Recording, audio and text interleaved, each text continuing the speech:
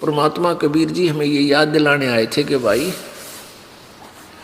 तुम सेठ बनना चाहते हो, और सेठ कितने बनते हैं देख लो, आपके गांव में शहर में कितने पैसे वाले हैं, और सभी चाहते हैं मेरे अंदर धन हो, और दिन रात लगे रहते हैं, फिर भी ना होता। तो परमात्मा कहते हैं देते क्यों हर देता है जहां तहां से आन, ना दिया फिर मांगते फिर यो साहब सुने नहीं कान। साहब माने भगवान। अब जिन्होंने पूर्वजन्म में पुण्य किए हैं, धर्म किए हैं, तो वो आज उनको धन मिला हुआ है, और जिन्होंने दान नहीं किया आज वो घसियारे हैं। तो वो कब किए थे पुण्य? सभी कहते हैं कि ये अपने जो दुखी व्यक्ति होता है वो भी स्वयं कहता है कि अभी मैंने घने पाप कर रखे हैं। और जिस व्यक्ति के ठाठ है, जिसको हम झूठे सुख को सुख मान रहे हैं, इसी को ठाठ कहते हैं।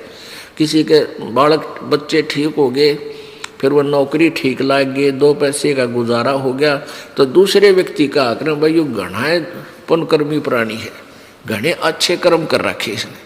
तो वो कर्म अच्छे जो जिसको मिले हुए हैं धन, वो कब किए थे? और जो आज पाप भोग रहा है उसने वो पाप कब किए थे? पिछले जन्मों में किए थे। तो आज वर्तमान है, आज जो तुम करोगे तो आगे आपका भविष्य होगा ही नीचे। तो वर्तमान में जो हम करेंगे वो आगे आपको मिलेंगे, भविष्य में मिलेंगे।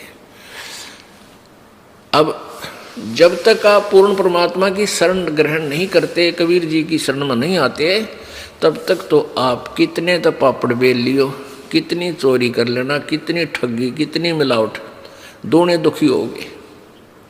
जब आप परमेश्वर कबीर जी की शरण में आ जाओगे, इनके पास एक पावर है, विटो पावर, सुप्रीम पावर। आपकी डिमांड आवश्यकता होगी, परमात्मा समझेंगे इसको ऐसा देना आवश्यक है, तो आपके भाग्य में वो सुख अपनी कलम से और लिख देंगे। कहते मासा घटे न तिल बदे, विद ना लिखे जो लेख, साचा सतगुरु मेट कर ऊपर मारे मेख। मासा घटे न तिल बदे, यानी कोई भी भगवान ब्रह्मा जी, विष्णु जी, शिव जी, परब्रह्म ब्रह्म, ये आपके प्रारब्ध में परिवर्तन नहीं कर सकते जरा सा भी। केवल पूर्ण परमात्मा सच्चा सतगुरु मेट कर। अब देखो सतगुरु निरे झूठे भी हैं, सबका जगत गुरु ला रहे हैं, सतगुरु बोलते हैं उनको भी, वो सतगुरु नहीं है। इसलिए सच्चा सतगुरु और कहना पड़े। वैसे तो सतगुरु का अर्थ ही सच्चा गुरु होता है, लेकिन इन काल के दूतों ने अपना बोलबाला घना कर लिया, ये गुरु भी नहीं है, इन्होंने नाम धर लिया सतगुरु भी।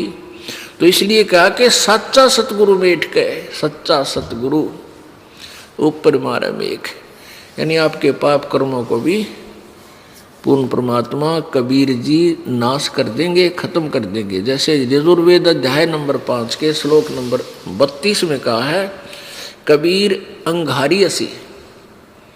अंगारी माने बंधनों का, अग माने अग माने पाप, अरि माने शत्रु। अंगारी, अंगारी माने पापों का शत्रु, और बम्बारी, बम्बर माने बंधन, अरि माने शत्रु। बम्बारी बंधनों का शत्रु, बंधनों से छुड़ाने वाला, बंदी छोड़ कबीर असी परचेता, रत धामा असी, सवर ज्योति रत धामा असी। वो स्वयं प्रकाशित सतलोक के अंदर रहता है, सतलोक वासी है, सतलोक का मालिक है, यजुर्वेद बता रहा है। वो परमात्मा कबीर जी है। तो पुण्यात्मा, जैसे आपको बताया जाता है, परमात्मा कहते हैं कि तुम यहाँ काल प्रेरणा से, काल के द्वारा भ्रमित सारा जीवन खिलौनों से खेल कर बिता देते हो। संतान नहीं, आप संतान मांगते हो, हे भगवान मेरा संतान हो जाए, हे भगवान मेरा संतान हो जाए। पुण्यात्माओं, आप परमात्मा, हमारा जो उद्देश्य है कबीर जी का, हमारे भगवान का, और इस दास को जो ड्यूटी दी है, हमारा मूल उद्देश्य है इस हॉस्पिटल में, ये सतलोक आश्रम में आपके जन्म मरण के रोग काटने का ट्रीटमेंट होता है।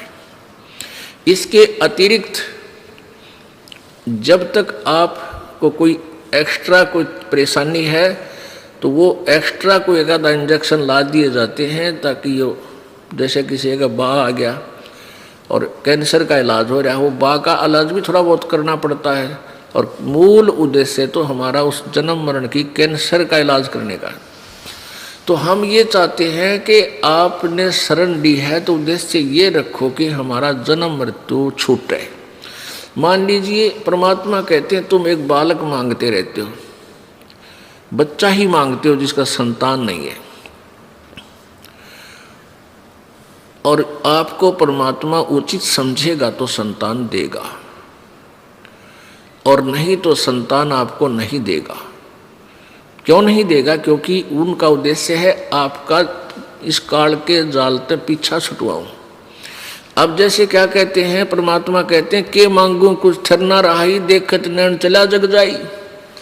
अब के मांगोगे? एक बालक मांग भी लिया, बच्चा दे दिया, शादी होगी हैं, और शादी हुए पाछे वो लाग गया डाके मारन, चोरी करन, आप भी जेल में, तुम पाछा पाछा काख में थल्ला डाल के वकील के पास अंडे जियो सारी उम्र फिर।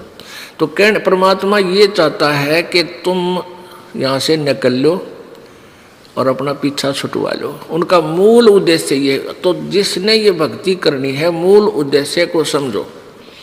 फिर भी आपको यहाँ जो आवश्यक वस्तु है आपके लिए मालिक जरूर देगा।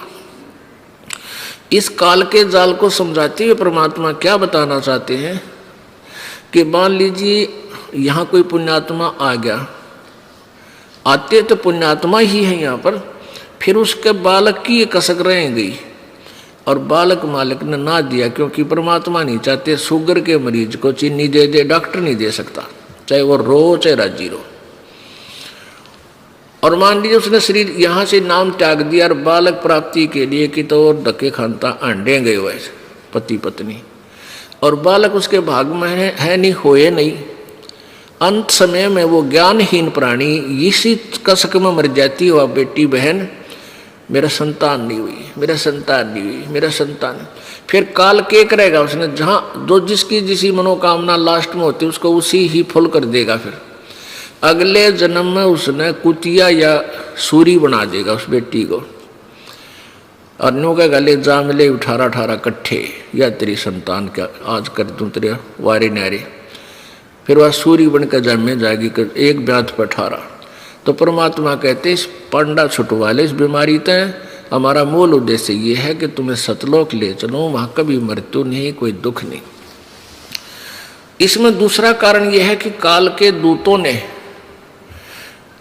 इतना अज्ञान फैला दिया कि ये कहते हैं जिसका लड़का बालक नहीं है, संतान नहीं है, उसकी तो शकल भी नहीं देखा सवेरे सवेरे, यानी इतना मनहूस है। और परमात्मा कहते हैं वो सबसे खुशकिस्मत आदमी है। अब देखो संत मता और जगत मता उसका कति विपरीत विचार है। इसलिए न्यू क्या करें, जगतकार भगत का न्यू बैर है, विरोध है कि संतों की बात अटपटी लगती है और वो होती है बहुत ही अच्छी, बहुत गुणकारी, लेकिन हम बालक हैं, ऐसे समाज में रहते हैं, परमात्मा संतों की उस वाणी को हम समझ नहीं पाते, बल्कि विपरीत हो जाते हैं, नाराज हो जाते हैं। अब खुशकिस्मत क्यों है? अब पहले तो जैसे सतयुग त्रेता द्वापर तक तो माँ बाप की इज्जत और सेवा करते थे बालक, और ईव अब दूसरी तरफ तो सेवा हो रही है बुढ़िया की। आप पुण्यात्मा या कहने की आवश्यकता कोई ना, सब न पता उनके लग के रिहर्सल हो रही है। एक बहुत बड़ा अधिकारी रिटायर होया,